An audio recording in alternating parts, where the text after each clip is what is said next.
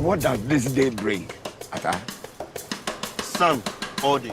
Actually, my app says it's going to rain at noon. Sun. Rain! Sun! Rain! Listen, I am going to buy my own boat. Who is with me? Give me my fish. Hey, you, down here in the bucket. Me? Do you see another old man looking at me? Stop talking and go back to being a fish. Come and dead me. I will. If I jump out of this bucket, I will slap you with my fin. Slap, slap, slap. You have to stroke it, then poke it. You want to join? Yes. Do I get a wish? No. You just talk. I'm sorry. Is that not like cool enough for you? He would like to apply for a loan. We can only consider a 3-year payback plan. You think I will die in 3 years? No. Oh, she paused. Papa. That fish is very rare. How much? Priceless. I need a message first. The message is, eat me. We are screwed. Trust me, gambling is like swimming. It's in my DNA. Where is school? I miss his Jesus fish. One thing about being Olu is we always value the ones we love. Wow. So, one trip to Accra, and the man has become a poet. Shut up.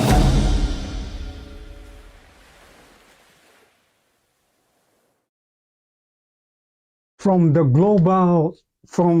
South Korean film being called better than Parasite to the generation that might just save the movie theater, and also a festival in Nigeria with its theme being Film to Change Society. We are covering the entire global spectrum of cinema today. Welcome to the Film Mandate. And in the very first story, no other choice is a film being called better than Parasite with 100% Rotten Tomato scores, a very rare club that just a few films belongs to. And also the new generation on the block called the Gen Alpha might just be the key to saving the movie theater business and box office returns. And last but not the least, the Kaduna International Film Festival took place just in the past week, and their theme was Film for Societal Change. We'll be delving into all these stories and more right here on the Film Mandate. My name is Papa Otu. Stay tuned.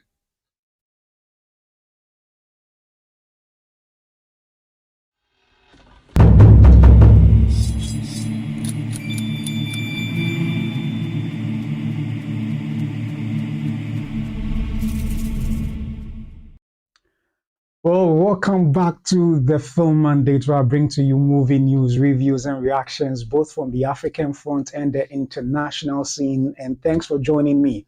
So if you saw the very first video that I played, I mean, it is not just a film that is going to be showing soon, but it's a film that I had the opportunity to work on with the amazing multiple award-winning director, Zoe Martinson.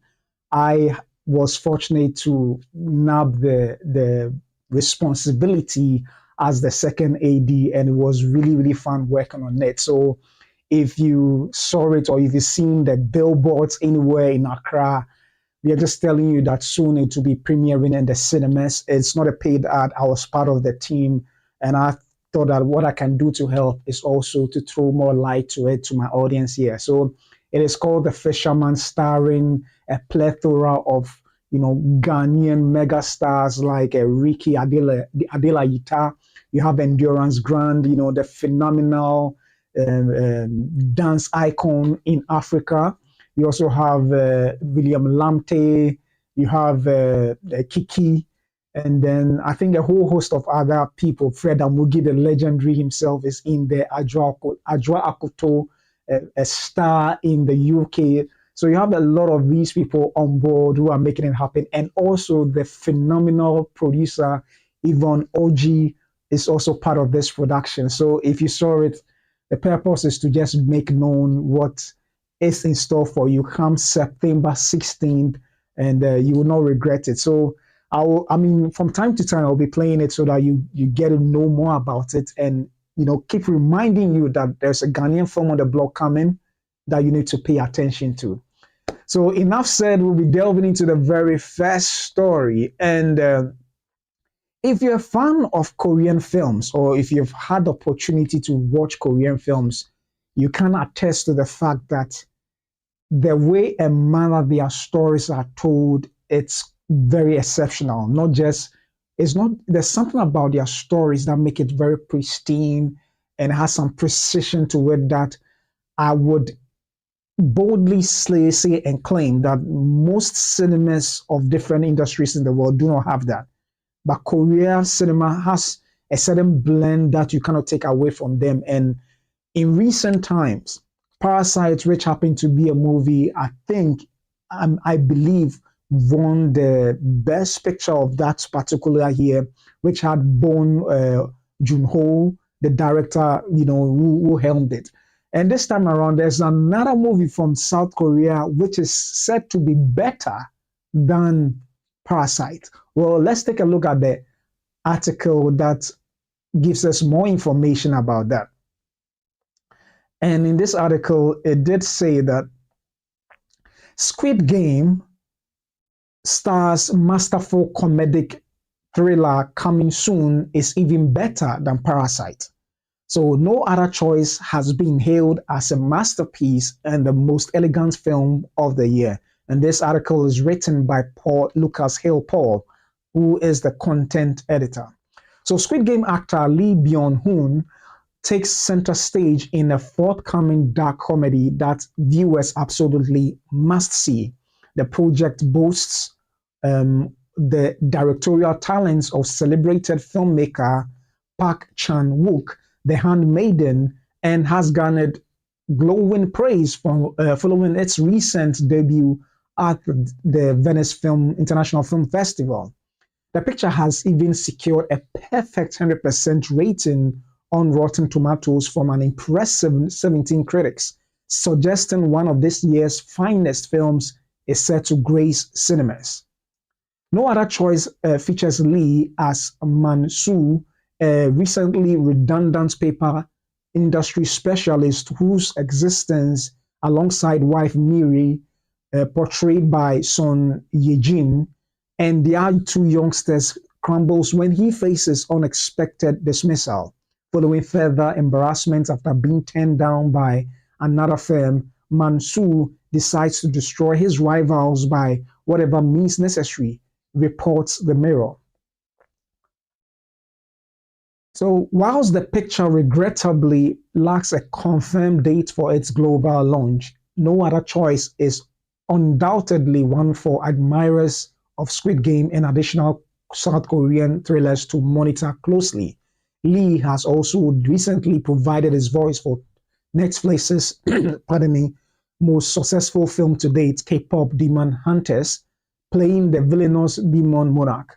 Time Out boldly suggested the movie could surpass Bong Joon-ho's Best Picture winning masterpiece Parasite in their 5-star assessment. Pardon me. Yeah, so there you have it. Our first story for today's episode. Let me just take a sip of water. Yeah, so this is quite exciting. I mean, for those who have the opportunity to watch Parasite, you can attest to the fact that Parasite is really a high standard. In terms of the bar, it did set a very high standard for such dark comedic, thriller. And this film, No Other Choice, happens to be in the same vein. And for already conversations being said that it's possibly better than Parasite, then it means that No Other Choice, starring Lee Byung-hun, is really a good film on the block now. Some are even saying that it has Oscar-worthy Best Picture potential already been discussed. And I must say that it's quite amazing looking at the fact that, per the article, it did say that it has 17 critic review with a 100% Rotten Tomato score. Well, as of today, as of this very moment, as I'm speaking to you, it has 19 review critics, and it still has 100% score. So you can imagine if it has more than that amount and still maintains the 100% credit score, then that shows how shows the dexterity of the director Park, who made this particular production, and that is quite exciting. And I must say, if you have watched a number of his films, personally I haven't, but I've watched excerpts of his film Old Boy, and it is very gripping. You know, even behind the scenes, some of the inputs, the extent to which they went to achieve realism and gritty, dark, it is something else. Even to the extent that the lead character of Old Boy had to consume a live octopus just to, achieve that realism. And I mean, it's quite extreme. But beyond that, on screen, if you watch from the trailer to the excerpt to the entire movie, it has very high praise. And same is said of his last film prior to No Other Choice, The Handmaiden, as very gripping. I did watch the trailer piece before this presentation, this episode, and it is really gripping. Not even with the word being said, and yet the sequence of visuals that were presented, there's a whole lot packed in there that honestly I think you need to watch the film to understand it. Unfortunately, just as they said, there's not been any confirmation as to a premiere date, which I think they perhaps are waiting on securing a bigger distribution deal so that there could be a possible global premiere for the film.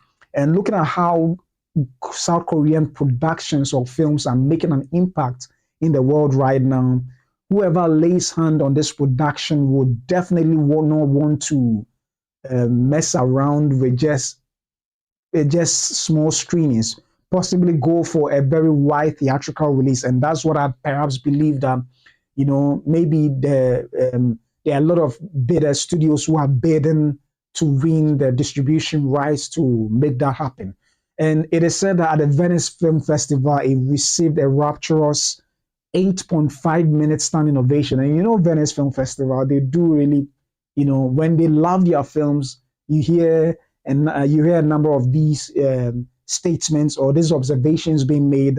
Some are receiving 5 minutes to, how long can you keep clapping? Well, it proves perhaps that this is really a good film. And I can attest to the fact that having watched a few Korean films, I haven't watched it extensively, but when I watched Parasite, I did say some time back that even though I didn't know much about what they were saying, save for the fact that there were subtitles, I watched the original one, you feel gripped into the story that you forget that this is actually a foreign language film because it's well directed, the actors are phenomenal, it's so engaging, and everything is so marvelous, and the suspense is something else.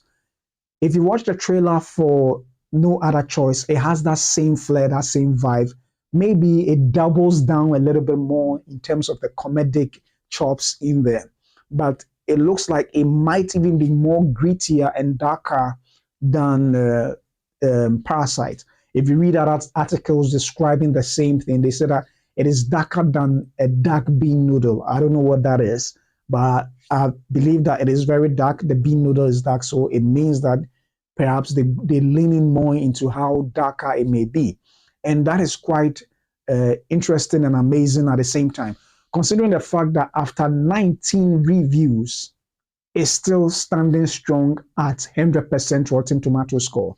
Well, I think to belong to the club, in my research, to belong to the club of 100% Rotten Tomato score, you have to have 20 critic reviews. So I'm sure they are just one critic away from making it into the 100% club for the Rotten Tomato films that have made it flawlessly from their opening weekend. So we are yet to see, would the 1% perhaps keep it still in that 100% club?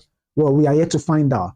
But a little I know of the plot is that Lee Byung-hun, who plays the main character plays an unemployed paper industry expert whose desperation leads him to violently eliminate his competition for a job. So, he takes it too far after having been disposed from the work that he had been in for years. And he went on to also, get employed in another job. When he was denied, he really took it to heart, and he couldn't bear the humiliation, and therefore decided to, go on a revenge spree to, deal away with his competition. And that's quite an interesting twist of event. But then I think the whole message is to ensure that, listen, do not take too, in as much as life can hit you in a negative way, you need to temper your anger with some form of clarity in order to, let tempers cool down before you take any rough action.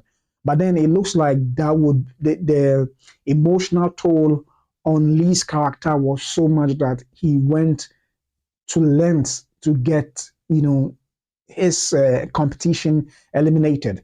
However, let's take a brief look as to some of the critics' review as to what praises they might be showering on the movie. And then let me just bring it up onto the screen so that we can take a look at it and know exactly what the critics are saying. So we are going to the Rotten Tomatoes website to see what they have to say. So on your screen, we have no other choice, and that is Lee, who happens to be in the Netflix's Squid Game as one of the conductors of that house where the people were competing against each other. So that's the 100% score with the 19 reviews listed over there. So there's the brief summary of the story that says that when a man is abruptly laid off by the paper company where he has worked tirelessly for many years, he grows increasingly desperate in his hunt. So let's take a look at some of their, and see what they have to say. So Hannah Strong of Little White Lies says that the handsome but often pathetic Mansoor is such a compelling character is a credit to both director Park and the wonderful Lee Byung-hun, whose performance is a masterpiece in the tension between comedy and tragedy. And also Stefania Deschini says that the movie delves into how men are expected to cling to their roles of providers and crumble under such pressure. Park frames Mansoor's descending moral spiral with elegance, with no other choice, ultimately leaving its resolution to its women. Serena Sejan-Doni of Loud and Clear says that Lee Byung-hun is superb in Park Chan-wook's dark comedy thriller, No Other Choice, which smartly warns us against our impending loss of humanity. And also you have James Mottram of Radio Times says that no question, No Other Choice is broader than many Park films, and certainly less subtle than his last film, but it's a rambunctious ride. You also have Nicholas Barber of BBC.com says no Other Choice isn't just Park's funniest film, but his most humane too. And that's quite something for a comedy as violent as this one. Well, so that actually gives us an idea as to the spectrum of violence that his films reaches out to, particularly with regards to his films. So that's quite an interesting observation. You have Jordan Ruyimai. The film insists on its own logic, as absurd as it sounds. It is at once a satire, a violent thriller, and a family melodrama, and a farce. So there's a whole lot more in there that you can take a look at. And I'll leave the link in the description below. But all the reviews are very, very raving. And let me read the last one by Cody Derricks. And it says that No Other Choice blends mismatched tones and genre hallmarks in a way that's typical for Park and yet remains invigorating.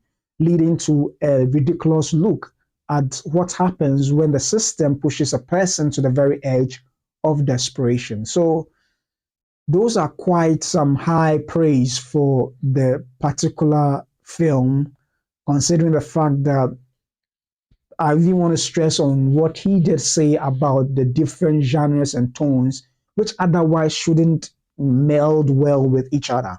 Yet Park has been able to pull it off because comedy and dark tragedy or thriller are almost at the opposite ends of the spectrum. So you would think that that wouldn't work well, but for some reason, it looks like Koreans are expert in, being able to craft a story around such tones or genres and make it work well. If you watch Parasite, it has that element of comedy or satire. At the same time, it even by introducing those elements of satire, it sort of heightens, the gravity of the dark aspect of it or the violence aspect of it. So, because at one time you wouldn't expect this to happen, even though you know it is coming, and yet it throws you onto the very far end of the spectrum. So it looks like that's something that South Korean filmmakers are experts at. And even with what's it called? Even with the film, the series, Squid Game, it had those elements, comedic aspect, and yet the dark, thrilling aspect of the film. So that's quite an interesting thing that it's been able to do so far. So personally, I think I'm already sold on the premise of the story, why a man would go. I mean, I understand when the pressure of life and living, bogs down on you so much that you lose your only source of income. It can be very stressful. But to what extent was he pushed over the edge to, want to, met out violence to his competition, who perhaps haven't done anything wrong against him, except for the fact that perhaps they were better than he is. So it is quite an interesting story to watch. So let me know your thoughts on this 100% perfect score for No Other Choice, with even conversation being said that it may have the best, perhaps a better 5-star review than Parasite, with the possible best picture conversations in the offing for this particular film. So let me know your thoughts about this production or this film in the comment section down below. So moving on from the South Korea, we're still revolving around the issue of cinemas in particular. And the research done by, I think, an entertainment research company or review company, it's NRG. It has come out with the findings that the new generation on the block called the Gen Alpha, we always hear the conversation around the Gen Z, but there is a new generation after the Gen Z, and they are called the Gen Alpha, whose age grouping starts from around 2013 to 2025. And they are said to be the key to possibly saving the theater business. Well, in an article published in Variety, it explains into details how this is possible. So, could Gen Alpha save movie theaters? New survey shows why Minecraft and KPop Demon Hunters had huge success with kids. So kids and preteens may reinvigorate the theatrical movie business, at least according to a new study by entertainment researchers NRJ. The reports found that Gen Alpha, which consists of children born from roughly 2013 to 2025, is more interested in seeing movies in the big screen than older consumers. Roughly 59% of members of that generation said they enjoy watching movies in theaters more than at home, compared to 48% of Gen Z people born between 1997 and 2012. 45% of millennials, people born from 1981 and 1996, and Gen X, people born between 1965 and 1980. The study's authors suggest that the ubiquity of smartphones and streaming services has made younger audiences more interested in a night out at the multiplex. Yeah. So let me read this last part. It says that unlike millennials and older Gen Zers who can still remember a time when watching movies at home meant going through the hassle of buying or renting a DVD or VHS tape, Gen Alpha is growing up in a world where on demand is the default, the authors wrote. For them, there is little novelty or excitement to be found in an at-home movie night. By extension, that makes the experience of physically leaving the house and going to watch a movie in theaters feel all the more special. So there you have it, an exciting and interesting, actually, research being done by NRG researchers. And it's quite interesting because from the two movies that was really mentioned in there, particularly the K-pop, even the K-pop Demon Hunter, for those who may know or remember, the K-pop Demon Hunters were shown on Netflix for weeks. You know, it's not like it was new going to be shown in the cinema. It was shown on the Netflix streaming platform for weeks. And then they decided, okay, in one weekend, they will put it in the cinemas. And can you guess how much money it made in just that weekend? It made $18 million in the opening weekend. I don't know whether it was the just opening day or the opening weekend, but for the entire weekend, that is quite amazing for a film that has already streamed on the Netflix platform. It's possible that perhaps because it aired on the streaming platform, they knew what it was about and they still wanted to have fun.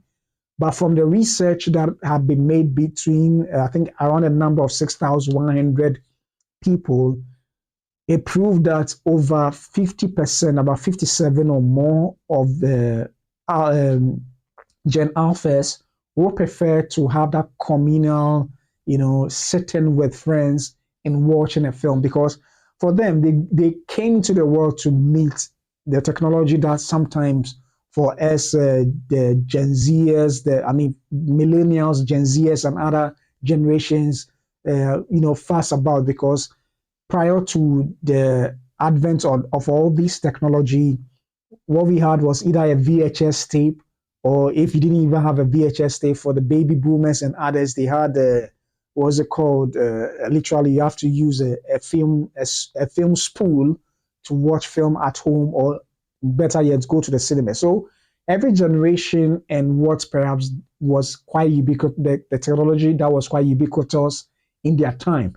And for them, on demand, ordering things online and everything is nothing new. It is not a novelty to them. What is a novelty to them is going out to watch films or enjoy things together with friends. And I think for their generation, it's even quite exciting, because for Minecraft, if you will remember, there was a lot of chaos in the cinemas during a certain point in time where people were just throwing popcorn and stuff. I don't know whether they were mimicking some of the things in the films, but for that reason, cinema owners decided to organize a special screening meant for that, so that they do not disrupt the enjoy or patronage of those who just want to watch the film quietly without those chaos. So it looks like their kind of generation is more interested in being active participants in watching the film, rather than just sitting and watching the film. And for some reason, it is working, because you had a K-pop Demon Hunters being a sing-along kind of viewing experience, rather than just going to the cinemas to watch. And it was said that lots and lots of the Gen Alphas, yes, the Gen Zs also went as well as the millennials and others.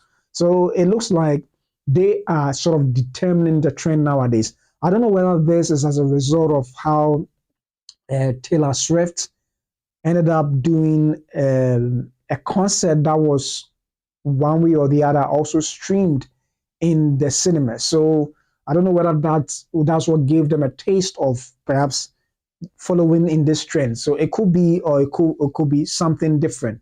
But that is quite an interesting aspect as you find out that with their inclusion, particularly with Minecraft, it's almost made $1 billion, $957 million. And that is as a result of repeated viewings by the Gen Alphas, and I'm sure the Gen Zs. Looking at that, they are the two generations with the most percentage compared to the other generations who attend cinemas a lot. And I mean, you would think that having all these gadgets and all these, streaming services should be something that will keep them at home. But on the other end, they rather want to go out there as they find that as a novelty. So that is quite interesting. But among some of the things that they are used to, or they get themselves involved in video games. So perhaps it's of no surprise that Minecraft was a film adapted from a video game that, whet their interest so much that they wanted to be part of the experience in the cinemas. So among the other franchises that they are so interested in is Roblox. I think that has to be a social media kind of platform. I'm not so used to that. I actually discovered it today. And also you have Minecraft, Fortnite, Grand Theft Auto, Pokemon, the Avengers. They also, like certain films as well. Super Mario Brothers, the Spider-Man, Batman was also on the ranking among some of the franchises they have interest in, even to the Spider-Verse movie. So they do have interest, but it's not as tailored. It's tailored differently from what we do have. And even I know this film may not really be within their reach, but I could imagine if it was a PG version, it may actually be the best, I think, cinema experience for them. I think that Stephen King directed The Long Walk, where it is said that they will be put in some particular selected cinemas. There will be some thread mail there, and it will be tuned to, I think, 3 miles per minute or something, for viewers to actually be walking, almost mimicking the story in the film. And whoever is not able to, is not able to continue, will be thrown out of the cinema. So it's quite an interesting, exciting cinematic viewing experiences these theaters are, inventing for the times we find ourselves in. And I don't know whether it's as a result of how the Gen Alphas wants to enjoy their cinema that is bringing new innovations to the, movie theater space. But regardless, it is quite an interesting discovery to find out that the Gen Alphas are the key to saving the cinema. Because as it stands now, right after the pandemic, the attendance to cinemas dipped heavily. I'm sure due to several reasons, not just as a result of the pandemic, which is the main factor, but other reasons as well. But it's good to know that the Gen Alphas want to have a night out or a day out in the cinemas, and particularly have that communal experience with their age mates. And I think it is good for the film business, I must say. So, I mean, let me know what you think, particularly concerning this research. Is this a lasting trend, or maybe a phase that may pass by and we'll forget about it? And how can theaters and studios, cater to this audience's demands as they are looking for even premium features such as IMAX 3D and other social experiences? Whatever your thoughts may be, kindly leave it in the comment section below. Yeah, so moving from this research in Hollywood or in the US, we come to Africa's most prosperous film industry, and that is Nollywood. But in Nollywood, in Nigeria, there is a film festival that is really making waves and means business with their event, and that is the Kaduna International Film Festival. And in just this past week, they held the festival, I think, between the dates of 26th to, I think, 30th or 29th. And their theme for this particular year, which is actually the 8th edition, so they've been having it for 8 years running, but in their 8th edition, their theme for this year's own was Film for Social Change. So let's take a look at the article and let's know what they had to say. Kaduna Film Festival 2025 champions African cinema for social change. So it says that this year's marks another, so written by Redaction African News, So this year marks another opportunity to celebrate and showcase Kaduna's unique cultural values through the arts of filmmaking. Filmmakers emphasize that cinema must serve as a tool for social change, especially in today's media-driven society. This call was made by industry practitioners at the 8th Kaduna International Film Festival, KADEF, in northwest Nigeria. They highlighted this year's theme, Film for Social Change, as a timely reminder of the creative industry's potential to influence lives, shift perspectives, and spark national conversations. Audu Kashim Israel, the executive director of the festival, stated that the storytelling through cinema is one of the most effective ways to drive social development. He reiterated that films are among the most powerful tools for storytelling and advocacy, with the capacity to ignite change, hence the theme for this year's festival. In preparation for the 2025 edition, over 2,000 film submissions were received from more than 50 countries. A 9-member board of jurors selected 168 films featuring multiple nominations from 15 countries, including Uganda, Nigeria, Kenya, Russia, Finland, France, the USA, India, Tunisia, and Ghana. Uganda led the submissions, marking the 3rd consecutive year of dominance at the Kaduna platform. In Africa, we have reached many countries, particularly in Uganda, where we have seen a consistent increase in entries for 3 years. This indicates that the Kaduna Film Festival is well recognized in Uganda. Audu added, this year's festival featured a wide array of vibrant activities, including masterclasses, screenings of inspiring films from over 15 countries, engaging panel discussions, cultural displays and exhibitions, tourism, awards, workshops, and for the first time, a skill acquisition program. Globally, film festivals like KADEF serve as crucial platforms for elevating important conversations. Abuja-based filmmaker Gloria Ugo Lee Byung-hun, a passionate advocate for social change, teaches her students the importance of being conscious in their content creation and aims to produce films that promote behavioral change in society. I always encourage my students to ensure that whatever movie they create has a consciousness about the content that promotes social change. That is why I'm thrilled to participate in this year's festival focused on social change. Films are powerful tools and should be utilized appropriately, she said. Chinyere Nwabweze, a veteran actress and filmmaker from Nollywood, noted, there are many issues facing our country and immediate environment, so filmmaking can help change some of the negative perceptions impacting us socially. UK journalist and film director John Costa commented that this year's theme is particularly relevant to our times. Filmmakers should focus on social change in northern Nigeria and Africa as a whole. It's time for young filmmakers in particular to rise up and start telling stories about Africa from an African perspective rather than letting others tell their stories, he stated.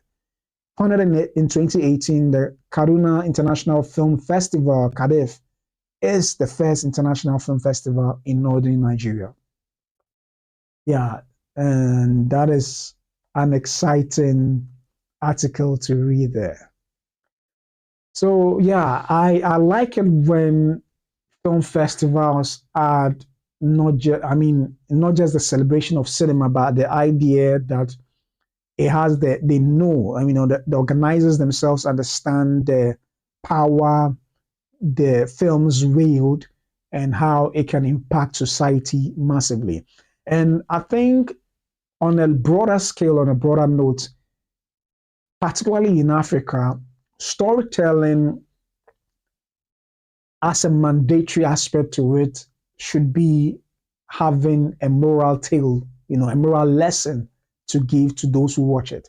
I cannot speak much about Nigeria, but I can speak from even Ghana, where the stories, the folktale stories that we were told whilst growing up, every single one of them had a moral lesson to teach. It could be just a simple moral lesson, as in being, grooming yourself, or being respectful to the elders, or respecting the taboos of the land. And even sometimes, because people didn't understand the reasons behind certain taboos, we thought it was just very mystical. But later, when we grew up, we realized that what the taboos was just to help preserve certain cultures, or to avoid certain things, and not as spiritual as we perceived it to be when growing up.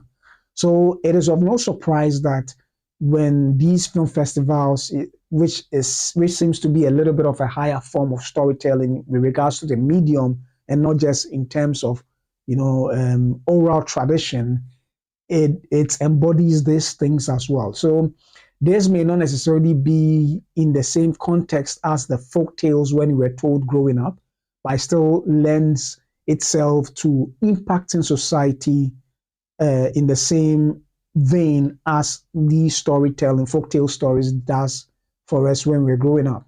So indeed, I must admit that I like the idea of film for social change, because there are a lot of, just as one of the speakers did say, there are a lot of issues in Africa, and we, one way or the other, sometimes speaking as an individual may not do the job, because in the clutter of all this noise of news, somebody saying this, somebody saying that, it may not drive your message across. But with a film where everybody wants to be entertained, when the message is put in the film, they are definitely to be impacted.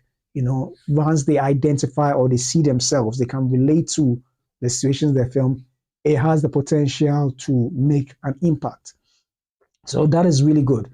So just as Awudu Kashim Israel said, the executive director of the festival, it just says that films are among the most powerful tools for storytelling and advocacy, with the capacity to ignite change. So that is what it is. In the olden days, the folk tale stories were ones that were told us, and some of them were actually thrillers, or horror. And sometimes those stories were told to scare children, to prevent them from doing things that otherwise would harm them. And so it is quite interesting how it has evolved or seeped into our cinema of today. And I like the fact that the forebearers of this festival have recognized, or do recognize, the power of film or storytelling in general through film to ignite social change. And that is really a good thing to do. And it looks like they are doing something really great, because to have over 2,000 submissions, this year from 50 countries shows how relevant of an international film festival it has become over the years. Even though less than a decade, it seems to be garnering the necessary attraction. So our films come from the US, from Russia, all over the place. I'm sure they are doing something very good that is really attracting, audiences from all over the world. And that is quite an exciting development, I must say. I'm sure if they were not doing something great, it would have reflected in one way or the other. But it does speak of how good of a festival this is becoming, or has become rather. So that is quite interesting. And you have filmmakers like Gloria Igoli, Hyosun, teaching her students to create with the consciousness about social change. So, I mean, in as much as we want to be entertained, over the years, there's also been a lot of films that have just come saying almost next to nothing. So it does mean that perhaps there needs to be a change to bring about films that impact society on a more positive note. Not saying that those aspects of entertainment should be taken out. No, there can be a blend of the two, where it can be a film that sends across a message, but at the same time, it is very entertaining, especially with this social media age where we find ourselves in, with a lot of skits being done. You realize that a lot of them is just for laughter's sake, most of them without any moral lesson to teach or without any necessary impact gotten from the film, apart from it being a way of escapism, which has its place. But it seems that it has dominated the scene for such a long time now that a lot of filmmakers may just want to entertain for the fun of it, forgetting that as part of our culture, one of the key tenets that make us unique is that in every storytelling, there is a moral lesson or there is something that ought to impact society one way or the other. So I'm glad that that is the conscious effort that Kaduna International Film Festival is bringing or has brought on board for their 8th edition this year. So for me, I'm quite excited about that because I remember enjoying the stories when I was being told, as a young kid, and it was so vivid. I could imagine some of the books I read as a kid. They were so, they breathe off the page. And when you understood why those lessons, or whether it being scary or not, you appreciated your culture even more with time as you grew up. One such tale is that when you are bathing, you're not supposed to whistle, particularly in the night. And it was said that the spirits of the night, they had their own reason. But later we grew to understand that it's a matter of ensuring that, you don't get distracted for soapy water to enter your mouth. There were so many reasons. I'm perhaps not the best person to give you the exact details of it, but there were several. Don't sweep your room in the night, and particularly in the times when electricity was not available in certain homes, you're advised not to sweep in the night because you may end up sweeping up a valuable that you may not see and throw it into the bin. So there are so many interesting aspects to these folk tales, which I believe, if translated onto the screen, will be perfect to spread the cultural values that we do have. So Films for Social Change is such an amazing thing that I like that they are pushing. And Chinyere Inwabueze also stated that filmmaking can help change some of the negative perceptions impacting a society socially. And I think that is really the key point. We need to change sometimes the perception. Sometimes it may not be the case. A lot of people, a few nuts may spoil the entire thing, and a lot of people will be termed a particular way when that's not the case. So I think with film, it may help expose what is not true and show the reality on the ground as to who we are as a people. And I like what I think the British director did say, the UK journalist and film director John Costa did say, he says that filmmakers should focus on social change in Africa as a whole. It's time for young filmmakers in particular to rise up and start telling stories about Africa from an African perspective, rather than letting others tell our stories. And I like this quote so much because we oftentimes see portrayals of some of our heroes on screen or even of the culture in general. And for those of us, it may not even necessarily be a live action feature, sometimes documentary, sometimes even news. And then as the way we are portrayed in certain media, in certain nations, it looks very strange. That's not to say we don't have our own issues here on the continent, but most often the representation of us feels very odd. And then for those of us who live on the continent, we wonder how is that the case? So we realize that the best way is to tell our own stories. And fortunately, in the small initiative that we are doing, we are trying to turn the tide around. And hopefully, we are hoping to make a bigger change than what is happening now. So yeah, it is indeed, something that I will commend the Kaduna International Film Festival for doing, to ensure that we use the narratives to shape, shape it, those narratives to shape the perspectives concerning us. And I'm happy about that. I'm really happy about that. So let me know what you think with regards to the slogan, Films for Social Change, which was the theme for the Kaduna International Film Festival for this year. Let me know your thoughts and leave your thoughts in the comment section down below. So in today's story, the stories show cinema's incredible power as high art that challenges and delights, from the no other choice as a communal experience that defines a generation, as we found among the Gen Alpha. And last but not the least, also as a vital tool for advocacy and change. So this indeed has been the 3 top stories that I've tackled today. However, because I was not able to do my show yesterday, I decided that let me still bring the issue of the revenue, how well some of the films performed in the box office over the weekend. So we are going straight to the Box Office Mojo website to see what they have for us. So in weekend 35, that is just this past weekend from August 29 to 31, we're going to take a look at just the top 10 films and their box office returns. So at the domestic box office in the US, we have our number 1 film, which was number 2 from last week's, is Weapons, which has made $10,455,000.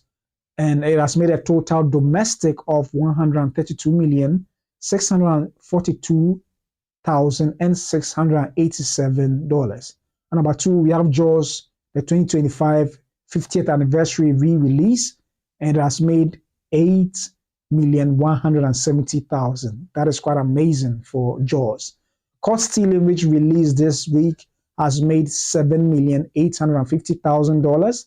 And dropping from number 3 now at number 4 is Freakier Friday, which has made $6.6 million, and making a total of $80,549,885. And number 3, The Roses, which stars Benedict Cumberbatch and Olivia. I keep forgetting her name. It has made $6.2 million.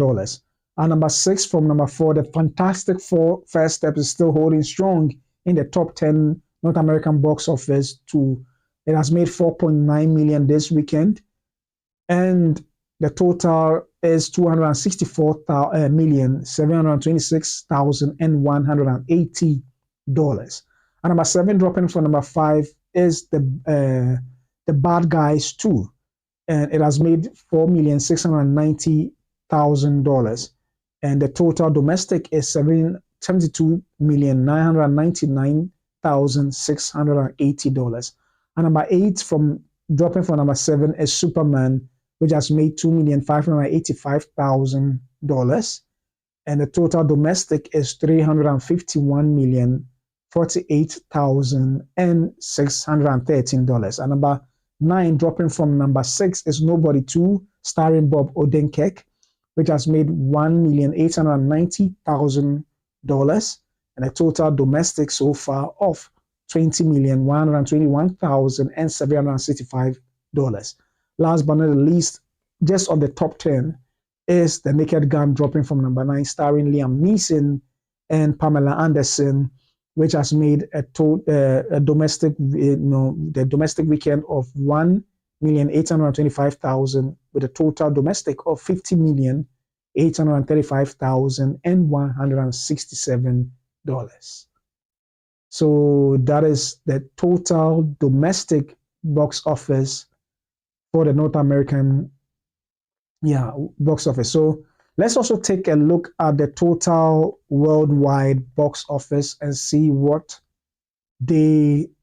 how well the movies performed globally. So we're taking a look at just the top 10, and from the number 1, still at number 1, Nisa 2, which has made a total of $1,902,339,262. And number 2, we have Lilo and Stitch, which has made it to the 1 billion mark, of $1,033,590,876. And number 3, we still have a Minecraft movie with $957,749,195. And number 4, we have Jurassic World Rebirth with $855,582,615. That is quite a massive win for Jurassic World. Looking at the fact that the reviews weren't that favorable, particularly from the critics. And How to Train Your Dragon is at $629,028,019. And number 6, we have F1 the movie, which is still holding strong at $613,841,545. And number 7, we have Superman with a total of $611,548,613. And number 8, we have Mission Impossible, The Final Reckoning at $598,056,261. And number 9, we have Fantastic Four First Steps with $506,626,180. And last of the top 10 alone is Captain America Brave New World at $415,101,577.